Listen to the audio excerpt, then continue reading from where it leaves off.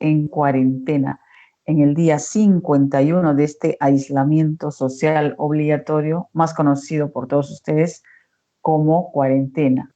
Y en este día 51, la estadística es la siguiente: aunque ya muchos han dejado de prestarle atención, ha habido un crecimiento importante de casos. Estamos con 51.189 casos positivos confirmados y 1.444 fallecidos. Y como también todos ustedes saben, estas estadísticas son referenciales. Siempre hay un subregistro de casos y hay un subregistro de muertes, que en realidad debe ser 3 veces más. Esa es la estimación, más o menos. En Arequipa, la situación va así: 761 casos positivos, fallecidos. Y ya hay 28 personas en la unidad de cuidados intensivos y deben quedar 2 o 3 camas UCI disponibles. Esa es la realidad. Y hoy es el segundo día en que se presentan los problemas con esta decisión del Comando Regional COVID, dispuesta el día sábado, que determina cerrar el cierre de los mercados mayoristas, de los más grandes mercados de Río Seco, la Feria del Altiplano y toda la plataforma Andrés Avelino Cáceres. Un grupo de comerciantes se ha manifestado hoy, todos han expresado su desacuerdo, pero hay un grupo que se ha manifestado hoy públicamente en la municipalidad de Bustamante y Rivero, y la información que han dado es que hay más de 200 camiones varados con alimentos que ponerse, y además esto importaría otro riesgo, que es el desabastecimiento. Estos camiones, como no pueden descargar porque están cerrados los mercados, están solicitando al comando que les dé un par de días para que descarguen y distribuyan, y luego dicen ellos que ya no van a traer más porque no tienen dónde descargar, y por eso hablan de un posible desabastecimiento. Para hablar de este tema, justamente estamos comunicados telefónicamente ahora con la señora Hermelinda Azuaña. Ella es representante de los comerciantes mayoristas. Ella es de la sección frutas y está comunicada en este momento con nosotros. Señora Hermelinda, buenas noches. Muy buenas noches, señorita periodista. Por favor, cuéntenos usted a quiénes representa, a nombre de quiénes y cuántos comerciantes nos está hablando esta noche. Yo más o menos represento acá a Andrés Avelino Cáceres, a los mayoristas. Aproximadamente somos más de 100 comerciantes mayoristas que estamos distribuidos en diferentes partes del Avelino Cáceres, más por acá, por el, ¿cómo se llama? Por la avenida Vira Urrázaga. Muy bien. ¿Cuál es exactamente la situación, esto que dicen que hay más de 200 camiones varados? Concretamente, en su caso, usted vende frutas, y ¿qué es lo que ha ocurrido del sábado para acá? Porque el sábado esta decisión los ha sorprendido a ustedes como a todos, en realidad ha sido intempestiva. Entonces, ¿qué es lo que ha ocurrido del sábado hasta hoy? Es verdad. ¿Qué le iba a decirle? Nosotros, de verdad que nos han sorprendido. Nos han sorprendido y tenemos unas pérdidas sinceramente bastante, porque en sí nuestra herramienta de trabajo es el capital. En mi caso, a mí me quedó fruta, yo vendo cajonería, me quedó mandarina. El sábado en la noche nos han hecho sacar, nos ha habido un alboroto total, porque no sabíamos algunos los que tenían más mercadería, los que han ido el viernes, jueves, tenían más mercadería, no sabían a dónde llevar. En mi caso mío, le voy a decirle, la mercadería tuve que rematarla el sábado en la noche. Yo traigo la mandarina. Esa mandarina era para vender a sol 50, a 2 soles, yo la maté a un solo. O sea, me ha generado una pérdida terrible. Así como mis compañeros mis compañeros de igual forma han llegado a su mercadería, porque sinceramente la mercadería nosotros no llegamos de la noche a la mañana, nuestros pedidos llegan, al menos en los productos chilenos, son 4 días de anticipación que llegan. Las piñas, las papayas que vienen de Puerto Maldonado, ellos vienen 4 días de anticipación. Entonces nosotros con los productos nos hemos quedado todos en el Avelino. Están algunos dentro del camión, la fruta se calienta. Hoy día hemos botado bastante mercadería, o sea que ni siquiera para vender.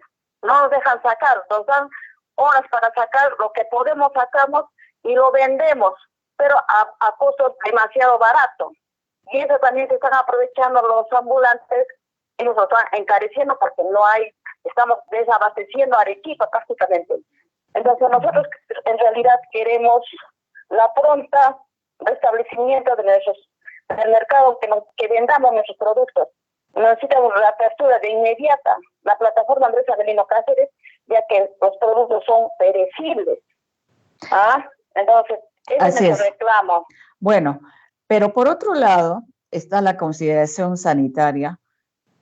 El comando aparentemente ha tomado esta decisión considerando solamente el tema sanitario y probablemente no ha considerado, por lo menos a 100%, el tema económico, el tema de abastecimiento, de que son artículos de primera necesidad, etcétera. Pero por otro lado, lo real es de que en los mercados ha habido demasiada aglomeración de gente y es un foco infeccioso.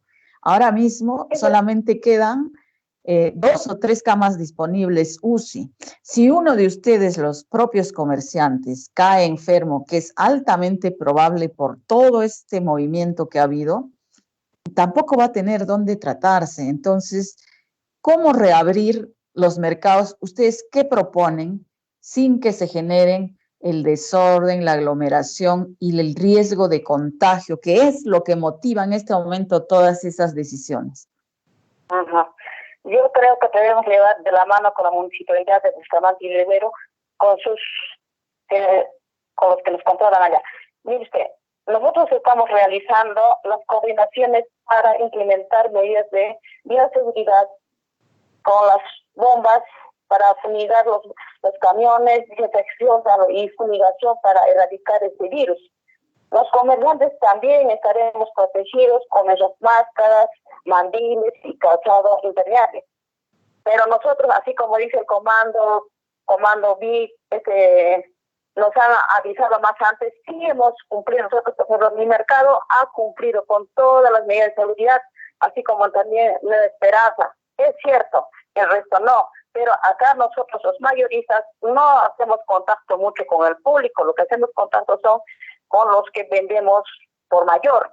En este caso están los ambulantes afuera. Eso tiene que trabajar la municipalidad de Bustamante y Rivero. Ellos tienen que erradicar, ellos tienen que trabajar de la mano, no solo nosotros los comerciantes. Entonces, yo creo que eso también es escapado de las manos de la municipalidad. Exacto. Dígame, ¿qué cosa es lo que genera la aglomeración? Porque si solamente se quedaran los comerciantes mayoristas, como usted dice, no tendría por qué haber esa aglomeración. Irían los comerciantes minoristas, que no son miles, ¿no es cierto? Y podrían establecer horarios, porque además los conocen, todos se conocen seguramente quiénes son sus clientes. Podrían establecer aforos, ¿no? Cuántos pueden entrar a la vez, tanto tiempo se quedan, salen, van por turnos, horarios, qué sé yo. Sí se podría organizar algo menos riesgoso. Pero ¿qué cosa es lo? Porque, a ver, los días que habrían, por ejemplo, el lunes o el sábado, después de que había un confinamiento, hemos visto imágenes de la plataforma Andrés Avelino Cáceres que parecía una procesión, exactamente. Entonces, realmente eso tampoco no debe ocurrir, ¿no? ¿Cuál sería la forma ordenada de que los mayoristas pudieran seguir expendiendo? Porque efectivamente, si los mayoristas se retiran, sí hay un riesgo de desabastecimiento. Es verdad. Así es. Nosotros estamos digamos, o sea, la fruta tampoco o la verdura no llega un solo día. Los días lunes, por ejemplo, llegan lo que es chileno, lo que es limones. Nosotros la fruta llegamos el día miércoles, jueves. Entonces, es verdad, de repente a la semana, 3 días que nos den esa oportunidad para trabajar, así como decir, coordinando, y el día sábado es que es para el público. Entonces nosotros trabajar de la mano con la municipalidad. Yo creo que sí, se puede trabajar bien. Es lo que nosotros pensamos, ¿no? Porque... Ya, y hay apertura de parte de la municipalidad, ya se han reunido o han hablado con el comando para ver si flexibiliza un poco, al menos para que salven la actual mercadería que todavía tienen. No, en la mañana fuimos a la municipalidad de Bustamante Rivero, el señor alcalde no nos ha recibido, entonces nosotros pedimos ahorita por decir, hoy día estamos martes, mañana miércoles, que nos den una oportunidad de vender nuestros productos porque lo tenemos malogrando, nos estamos descapitalizando. Nosotros necesariamente, como lo vuelvo a repetir, en nuestro capital nos estamos descapitalizando. La fruta lo están botando y lo poco que queda lo están elevando de precio. Nosotros lo estamos rematando, pero los ambulantes lo están elevando de precio. Entonces, sinceramente, ahorita se está afectado más la canasta familiar. Se están viendo perjudicados el desabastecimiento que conlleva la restricción del comercio mayorista, porque sin los mayoristas tampoco hay minoristas. Entonces necesitamos realmente que se reaperture de forma inmediata la plataforma Andrés Avelino Cáceres, ya que los productos sinceramente son perecibles, o sea, no los podemos guardar, como digamos el abarrote no importa, de 10, 20 días se puede guardar, pero nuestros frutos, nuestras frutas no lo podemos guardar. Entonces pedimos encarecidamente de repente a nuestras autoridades, acá el comando del COVID que está encargado, que nos den una oportunidad mañana, pasado mañana, lo terminamos nuestros productos, o de repente ya no traemos las mercaderías. O sea, la mercadería no es para guardar, nuestros productos no es para guardar.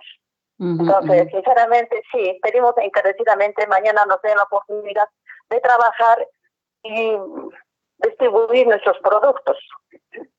Ya. Ese es nuestro pedido. Y pensando en un funcionamiento futuro, nadie está coordinando una reapertura más organizada, como le decía yo, con horarios. Sí, ¿Quién está organizando eso? ¿Ustedes mismos? La Junta Directiva, sí, así es, los presidentes de todo Andrés Avelino Cáceres, nosotros mismos.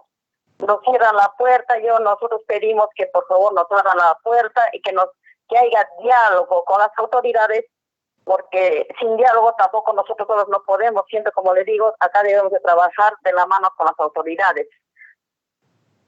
Así es, señora. De acuerdo, señora Hermelinda. Deseamos desde acá realmente que se produzca ese diálogo, porque no puede hacerse las cosas por muy manu militari que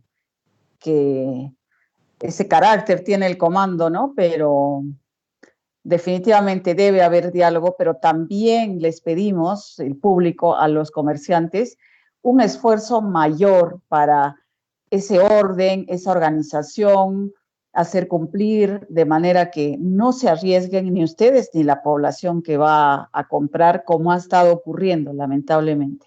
Muchas gracias por estar con nosotros. A usted muchísimas gracias por darme la oportunidad de pronunciar todos los sentimientos que nosotros tenemos. Bien, buenas noches.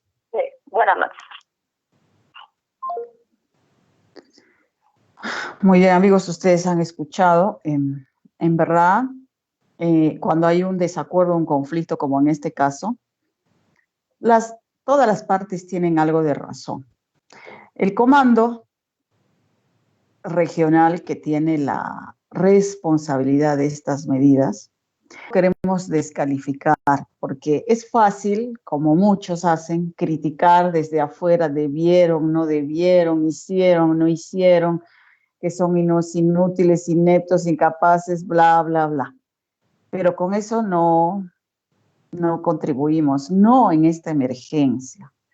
Entonces, aquí hay dos problemas muy serios que el comando tiene que abordar. Y si han hecho esta prohibición con la mejor intención, que seguramente así ha sido, hay que revisar también, ¿no? O sea, no es malo corregir un error, dar un paso atrás, ¿no? Y corregir un error. El error ha sido no coordinar con los comerciantes, porque efectivamente está ocurriendo esto, estas pérdidas. Todos hemos perdido en esta pandemia, pero ¿para qué incrementar las pérdidas más de lo que se podría evitar? Alimentos que están haciendo falta se están pudriendo, ¿no? Entonces, tiene que haber un diálogo, tiene que reabrirse estas plataformas porque no va a ser posible, desde ya cualquiera se da cuenta que no va a ser posible que la ciudad funcione exclusivamente en base a las ferias itinerantes, que la gente no sabe dónde están, no hay un sistema exhaustivo de comunicación, como es nuevo todo, no tienen de repente las facilidades para la higiene, para mantener el frío, la cadena de frío en productos perecibles. Se van a presentar infinidad de problemas.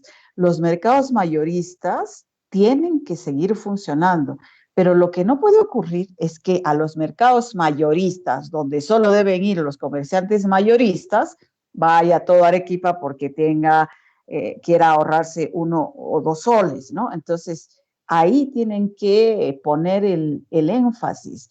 Los mercados mayoristas no se pueden cerrar, no se pueden cerrar. Realmente hay un riesgo de desabastecimiento o más allá de eso, de informalidad. El mercado está cerrado, pero afuera hay cientos de personas vendiendo, mayoristas, minoristas. ¿Qué distanciamiento social? Nada, no hay. O sea, el remedio, en este caso concreto, está resultando peor que la enfermedad. Hay que replantear eso. No es una mala idea cerrar los mercados con el caos que estaba habiendo. Debió hacerse de manera ordenada y ahora deben abrirlo, pero restringiendo el ingreso solo a los mayoristas, con horarios, con protocolos específicos y efectivamente desocupar todo las afueras donde hay cientos de vendedores vendiendo sus no sé, montoncitos, y bueno, la gente está buscando algo con que ganarse. Bueno, empadrónenlos para las ferias itinerantes y ahí pueden vender los minoristas, ¿no? Digo, es una solución, una propuesta, mejor dicho. Ya. Y el otro caso que el comando tiene que abordar, pero ya, es la ausencia de camas UCI.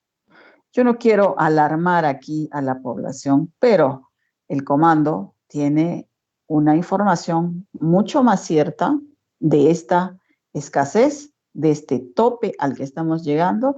Se han enviado equipos a ser reparados en Lima. No sabemos si los están reparando, si van a estar en el plazo entre 15 a 20 días que se había previsto, si vamos a desbordar la capacidad de camas UCI antes de que lleguen estos equipos.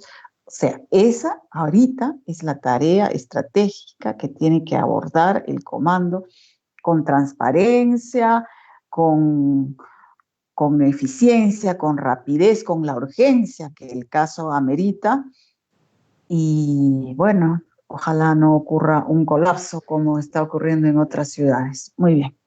Dicho esto, vamos a pasar ahora a conversar con nuestro invitado,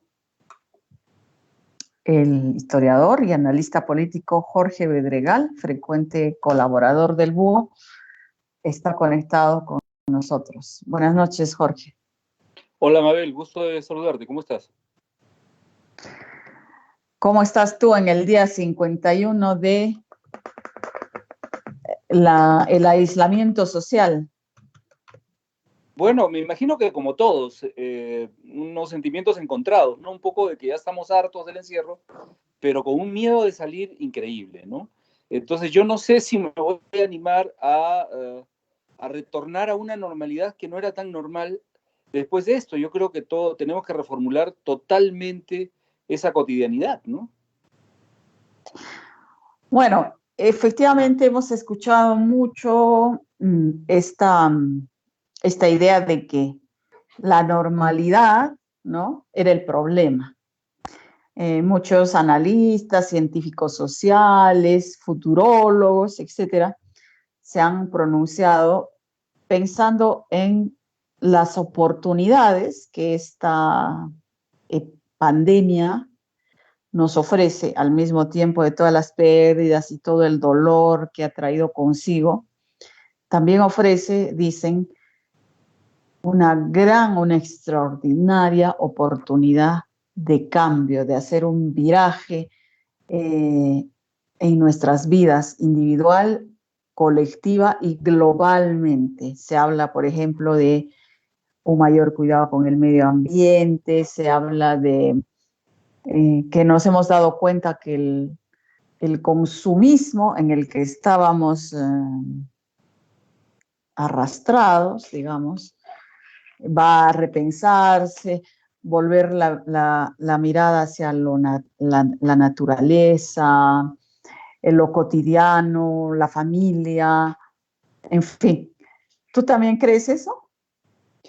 Sin duda, yo creo que estamos, bueno, no soy tan optimista como para pensar que a partir de ahora hemos sellado el pacto social anterior y vamos a abrir uno nuevo. Yo no soy tan optimista para pensarlo, pero sí pienso que es la mejor oportunidad precisamente para ese tipo de reformulaciones. O sea, ¿te has dado cuenta de que hay alcaldes que ya han aprovechado para empezar a reordenar el mercado informal en sus propios distritos? Hay personas que están rediseñando vialmente algunas ciudades y así particularmente nos hemos dado cuenta que una simple paralización de ciertas actividades tiene un impacto en el medio ambiente pues notable, ¿no? Pero también nos hemos dado cuenta de que hay algunas cosas que francamente ya habíamos pasado por alto porque ya no las veíamos, ¿no?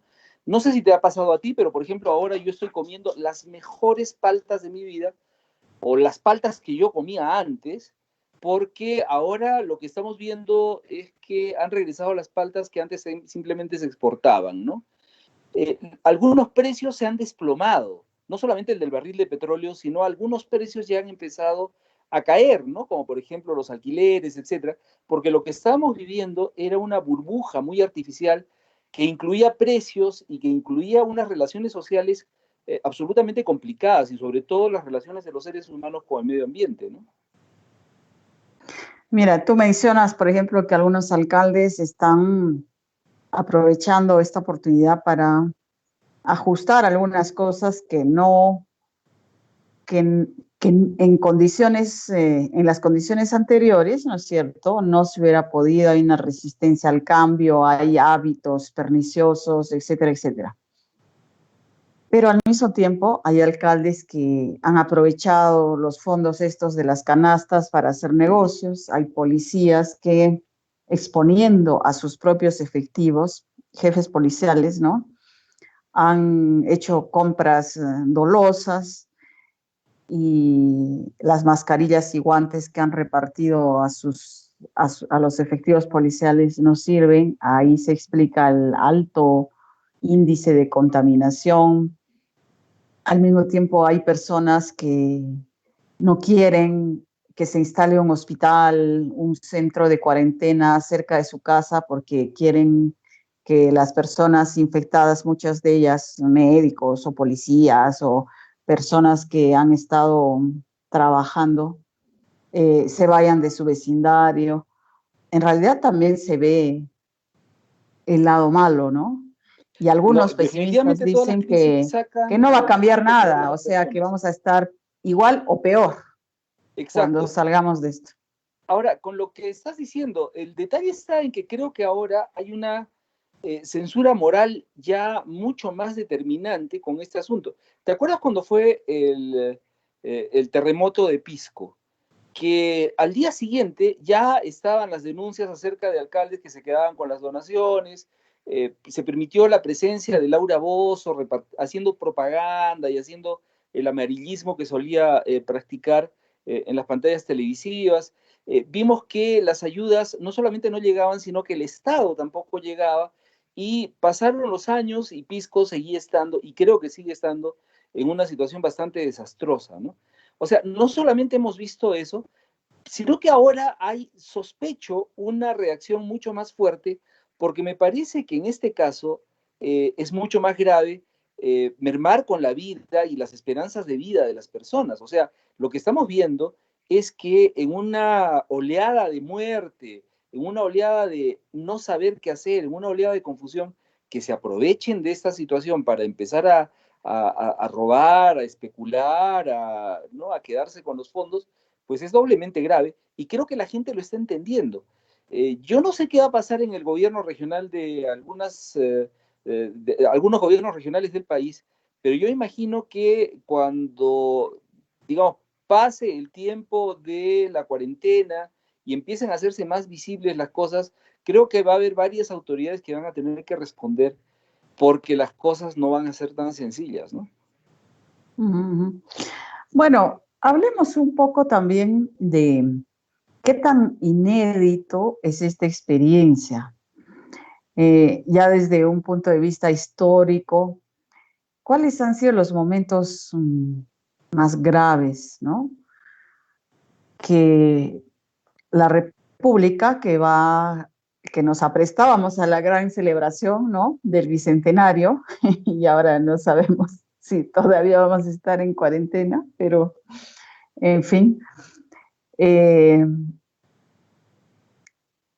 Tú, como historiador, ¿con qué momento podrías comparar? Claro, las circunstancias y los detalles son diferentes, pero voy en un sentido de gravedad de la situación, ¿no? Con esta incertidumbre, este miedo un poco del futuro, circunstancias absolutamente inusuales que, como en cualquier guerra, ¿no es cierto?, Claro. muestran lo mejor y lo peor del ser humano al mismo tiempo, ¿no? ¿Qué Fíjate, dirías tú? bueno, existen muchos trabajos con respecto a este asunto de las pandemias a nivel global. Con respecto al Perú, hay varios trabajos que han tratado de girar en torno a las epidemias que ha sufrido nuestro país, que no son pocas, pero creo que esta es totalmente inédita por la magnitud planetaria, ¿no? De este asunto donde el Perú también está incluido. Ya estamos calculando pues en decenas de miles de personas contagiadas y estamos hablando ya de miles de muertos, ¿no? De miles de fallecidos. No hay en el Perú una pandemia tan grande que incluya prácticamente a todo el territorio nacional, con especial gravedad en aquellas ciudades o en aquellas regiones donde hay más concentración de personas, donde la densidad demográfica es más alta o donde los servicios sanitarios son más ralos, ¿no? Lo que está pasando en Iquitos, por ejemplo, con el problema del agua, que ha determinado pues, que Iquitos sea ahora uno de los focos más fuertes de contagio. Pero en general en el Perú, como te digo, no han pasado eventos de esta magnitud. Han habido epidemias de cólera desastrosas, sobre todo en la costa peruana, en el siglo XIX y a inicios del siglo XX. Han habido otras epidemias que es un poco difícil determinar cuál era el agente, precisamente porque han pasado mucho tiempo y no se han guardado muestras o no se guardaban muestras en general, pero de una dimensión tan grande y tan brutal como esta, pues no. Recuerda que la más fuerte que hemos tenido en el planeta ha sido la famosa gripe española, que no era gripe ni era española, pero que sin embargo mató a varios millones de personas a nivel mundial. Se supone que este es peor. El COVID-19 es mucho peor, es un virus bastante más letal y bastante más grande.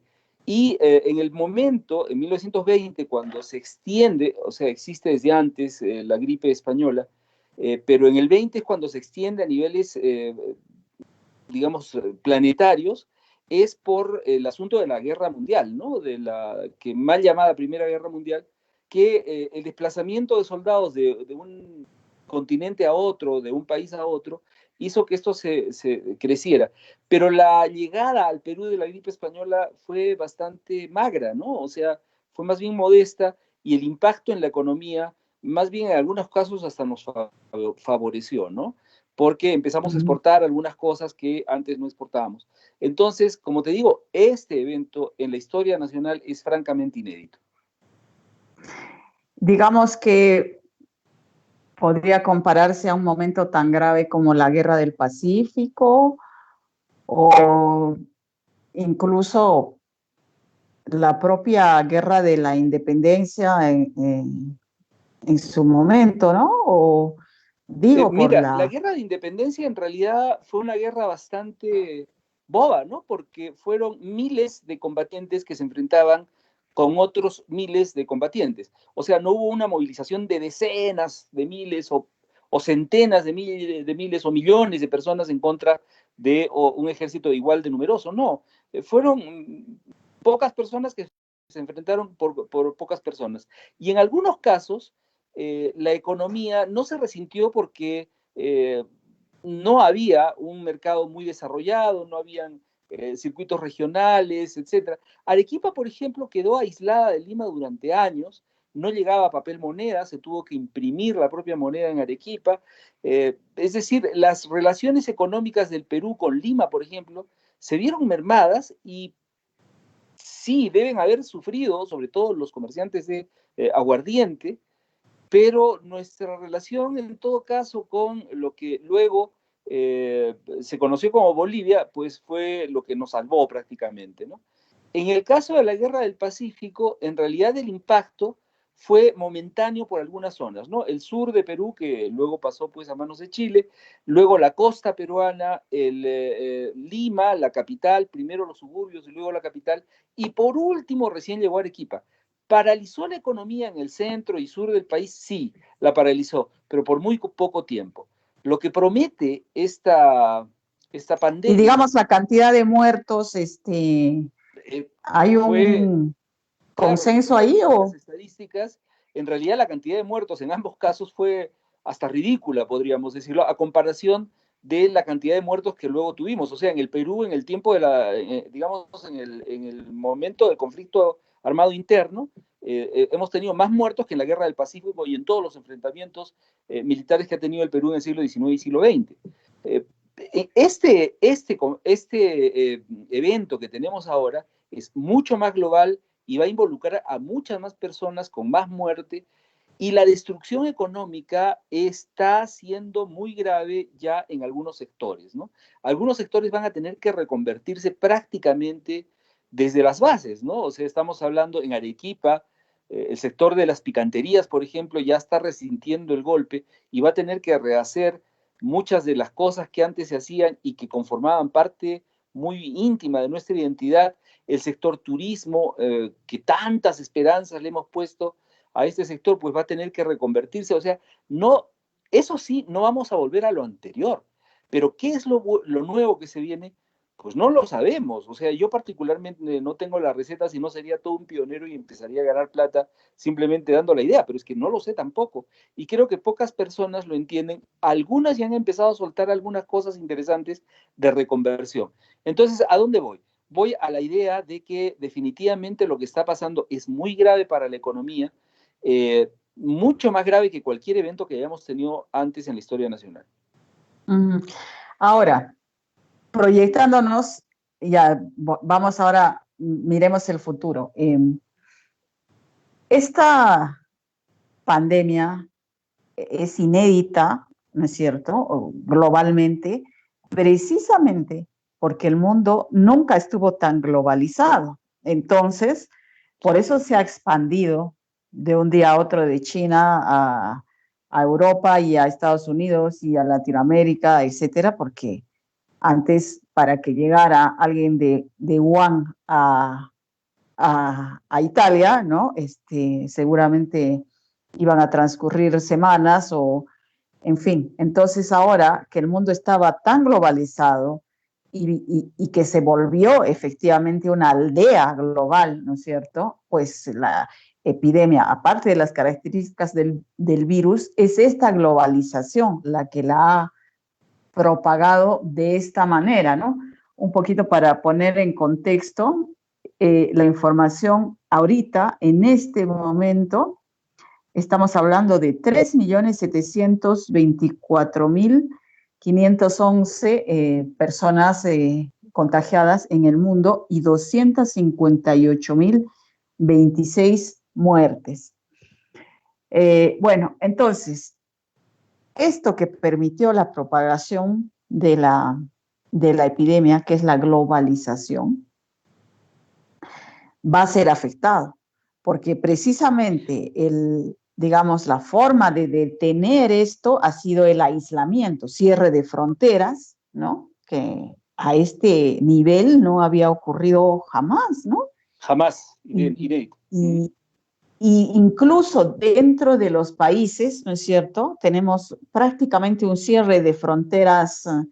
departamentales, interno, ¿no es cierto? Y en los pueblos y aldeas más pequeños están cerrando los caminos para evitar que entren personas foráneas trayendo el virus, mientras que de Lima salen muchas personas queriendo volver a sus lugares de origen, no necesariamente porque los haya atrapado la cuarentena casualmente en Lima, sino porque están pensando en huir de Lima, de ese centro eh, también de contagio, así como es el centro económico, financiero, no sé qué, es también el centro de contagio, el centro de la desigualdad, el centro de la exclusión, y hasta hay quienes hablan de un proceso de migración inversa que se va a producir, ¿no? Claro, Entonces, es el fin de la globalización, por lo menos de cómo la conocemos, ¿no? Sí. claro. Fíjate, Mabel, lo estás haciendo perfectamente, o sea, lo has dicho de manera impecable. Todo proceso de globalización que no es uno nada más el que hemos tenido en la historia de la humanidad, más bien es el más reciente que tenemos. Pero cada proceso de globalización siempre ha venido acompañado de este tipo de epidemias. Te recuerdo, cuando se descubre y se empieza a practicar ya la ruta de la seda de Europa hacia el continente asiático, hacia China, específicamente, a la memoria viene inmediatamente el nombre de Marco Polo. Se vino acompañado de una gran epidemia, terrible epidemia, que mató prácticamente al 30 o 40% de la población europea. O sea, si Europa después va a encabezar el momento de la expansión, va a ser precisamente, de la expansión de Occidente en realidad, va a ser precisamente provocado por esta terrible epidemia que fue el siglo XIII y el siglo XIV, que mató, reitero, a millones de personas en Europa. El segundo proceso de globalización viene de la mano con el descubrimiento de nuestro continente y la expansión de Occidente, del occidente europeo al resto del occidente planetario, e inclusive ya pues llegar a China con las nuevas rutas, y también se hace todo un proceso de epidemias. Recuerda que en América mueren millones de personas precisamente por las enfermedades españolas para las cuales la población indígena americana no tenía ninguna resistencia. En el Perú, al momento de la conquista, supuestamente habían 10 millones de personas, y en los primeros años de República se hace un censo y en el Perú no había más de 1 millón. O sea que en el camino se perdieron pues millones de personas y recién empezamos a recuperarnos demográficamente hacia el siglo XVIII. Este proceso, el proceso de la epidemia de la gripe española, tiene relación con esta globalización que se da precisamente con la Primera Guerra Mundial, el crecimiento de los imperialismos, la guerra entre los imperios en Europa, etcétera, que es una segunda globalización. Estamos hablando ya de aviones, de barcos a vapor, etcétera, y eso también trajo como consecuencia pues una epidemia como esta. Esta globalización que estamos viviendo ha traído de la mano precisamente esta, y no es la única, ya tuvimos antes el H1N1, que también, ¿no? A mí me tocó estar en México, por ejemplo, cuando se decretó la alarma y ver las calles de la Ciudad de México, una de las más grandes del mundo, o de las más pobladas, completamente vacías, era realmente perturbador. O sea, esta globalización que como tú la has calificado muy bien, nunca habíamos estado tan cerca tantas personas. O sea, la posibilidad de movilizarnos de continente a continente, de país a país, etc., ha crecido exponencialmente. Por lo tanto, cualquier epidemia, pues al final de cuentas, tiende a convertirse pues en global, precisamente con bichos tan, o no bichos, virus tan letales pues como los que al final terminan pues pasando de una especie animal a otra y terminan llegando al ser humano. O sea, a mí digamos, La historia me demuestra eso. Ahora, ¿cuál va a ser el futuro de la globalización? Escuchaba a un especialista en la mañana decir de que mientras no exista una vacuna accesible, generalizada, digamos, no vamos a poder hablar de que hemos vencido a la pandemia. Van a venir oleadas, ¿no? Antes hablaban del efecto martillo, ahora están hablando del efecto Guayno, es decir, vamos a tener saltitos, pero vamos a tener que aprender a convivir pues, con este virus hasta que se descubra una vacuna o hasta que aparezca otro virus en estos procesos de globalización. Particularmente yo creo que vamos a empezar a valorar algunos momentos de la globalización como este que tenemos ahora nosotros, que permite estar a kilómetros de distancia, pero juntos a través de una llamada telefónica.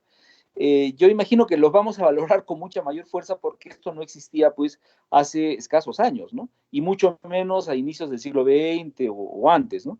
Por lo tanto, el proceso de globalización no va a cesar, sino que va a tomar otros rubros. Quizás y ojalá sea un proceso de globalización con gente más educada, más preocupada por la salud ambiental, más preocupada por su propia salud, más tendiente a observar más críticamente la economía, la realidad.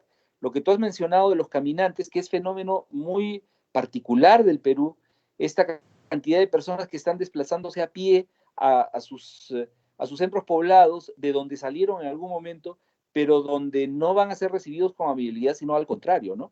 Es terrible. Espero que las condiciones luego de esta crisis pues sean para mejor, ¿no? Y no para peor. Uh-huh. Bueno, entonces, ¿cómo vamos a recibir en Perú el bicentenario? Por lo pronto ya muchas actividades se han suspendido, pero más allá del evento en sí, todas estas falencias como sociedad y como Estado, ¿no? Que han quedado al desnudo, la salud pública, la desigualdad, la infraestructura de servicios, en fin, la informalidad. ¿Le pondremos atención? ¿Cómo va a haber elecciones en abril de 2021 y no, para entonces no habremos superado completamente, según todas las predicciones, ni completamente ni parcialmente, no habremos superado este estado de cosas? Vamos a tener, ya lo han mencionado varios especialistas, momentos, o sea, esta cuarentena va a volver en algún momento como intermitente, porque se va a abrir, porque la economía ya no da para más, pero luego ante el incremento de contagios va a haber, así lo están previendo en general, ¿no? Sí. Nuevos periodos de cuarentena para ir aplanando la curva y otra vez, y en ese plan no sabemos hasta cuándo, la verdad. El efecto Guayno que le dicen, sí. Exactamente. Tienes Entonces, toda razón, Mabel. ¿qué vamos a hacer en Esta abril de crisis, 2021, Jorge? ¿Qué vamos a claro, hacer? mira, y como historiador y como académico, pues esta fecha es muy significativa para el mundo en el cual yo me desempeño. Pero también como persona y como ciudadano, yo pienso de que esta fecha, más que una celebración pues apoteósica con bombos, platillos, fuegos artificiales y cantos patrióticos y patrioteros, yo pienso que en realidad ahora estamos también en el momento para emprender una reflexión sobre el país y lo que tú has mencionado, esas tremendas falencias que tenemos, no solamente en la economía, en la infraestructura, sino en nosotros como nación. O sea, Socialmente. nuestra ciudadanía sigue siendo la ciudadanía inconclusa. Nuestra ciudadanía están transitando por la idea de que somos consumidores o somos portantes de tarjeta de crédito antes que ciudadanos plenos de derechos, ¿no? Y yo creo que si el 2021 se convierte en el momento, en el espacio precisamente para reflexionar de eso, pues sería fantástico. Yo creo que esos muertos que tenemos, que tan doloroso para las familias perder a alguien, pues no serían en vano, ¿no?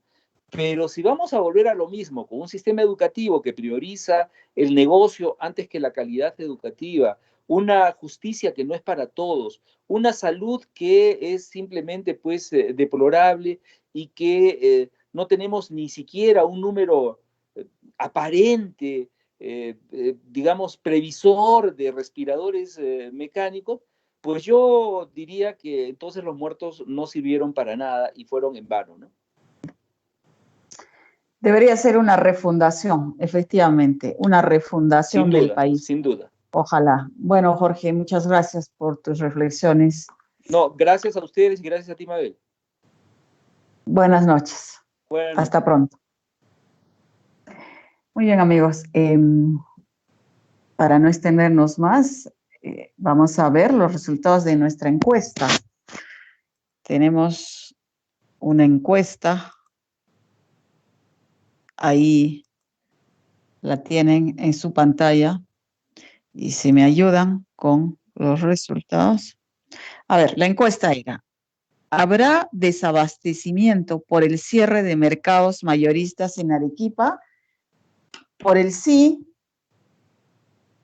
60%. Y por el no, el restante 40%. O sea, en general, mayoritariamente creen nuestros seguidores que va a haber desabastecimiento por este cierre de mercados. Yo también lo creo. Así que ya hemos hecho esta invocación al comando.